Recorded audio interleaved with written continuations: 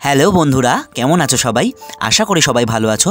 সবাইকে স্বাগত জানাই রোহিত এডু হেল্প চ্যানেলে for better knowledge and better education. আমাদের আজকের ভিডিওর আলোচ্য বিষয় নদীমাতৃক বা নদী কেন্দ্রিক সভ্যতা কাকে বলে, কেন নদীর তীরেই সভ্যতা গড়ে ওঠে। স্যাটেলাইট থেকে তোলা ছবিতে যদি আমরা দেখি তাহলে দেখা যাবে নদীর তীরে বা সমুদ্রের তীরে সবথেকে বেশি জনবসতি।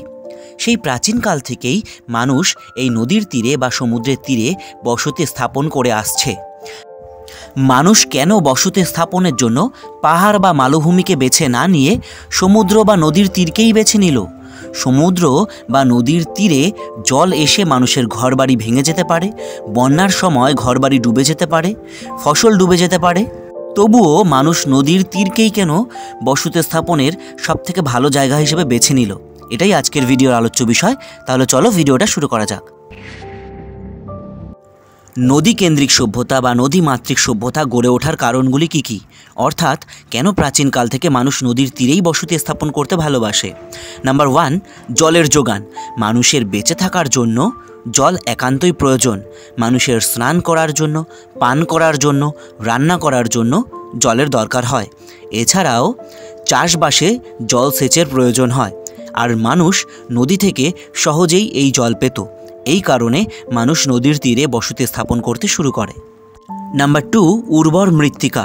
নদীর তীরের যে মাটি, সেই মাটি খুবই উর্বর হয়, কারণ নদী যে পলি বালি বয়ে নিয়ে আসে, সেই পলি বালি নুড়ি কাকড়গুলি নদীর তীরে সঞ্চয় করে এবং নদীর তীরে সঞ্চয় করে সমভূমি তৈরি করে। এই সমভূমির মাটি দোআঁশ মাটি হয় এবং উর্বর মৃত্তিকা হয়, যেখানে চাষবাস খুব ভালো হয়। আর মানুষের বেঁচে থাকার জন্য খাদ্য বা খাদ্যশস্যের তো একান্ত প্রয়োজন। আর নদীর তীরে চাষবাস উন্নত হওয়ার কারণে মানুষ এই নদীর তীরের উর্বর মাটিতে বসতি স্থাপন করতে থাকে। নাম্বার 3, পরিবহন ও ব্যবসা বাণিজ্য। স্থলপথ বা আকাশপথের তুলনায় নদীপথে পরিবহন ব্যবস্থা খুবই উন্নত, কারণ নদীপথে পরিবহন ব্যবস্থার জন্য আমরা জলের গতিকে পাই। স্থলপথে বা আকাশপথে যদি পরিবহন করতে হয় আমাদেরকে পেট্রোল পোড়াতে হবে, ডিজেল পোড়াতে হবে বা কোনো জ্বালানি পোড়াতে হবে। কিন্তু নদীতে নদীর যে জলগতি, সেই জলগতিকে কাজে লাগিয়ে এক জায়গা থেকে আরেক জায়গায় যাওয়া যায়।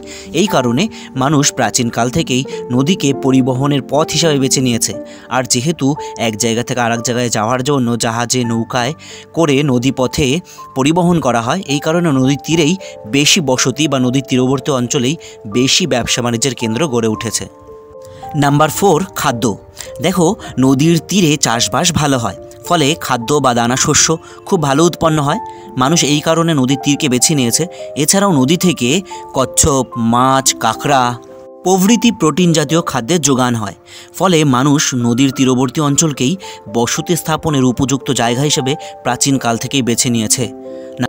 নাম্বার 5, জীবিকা।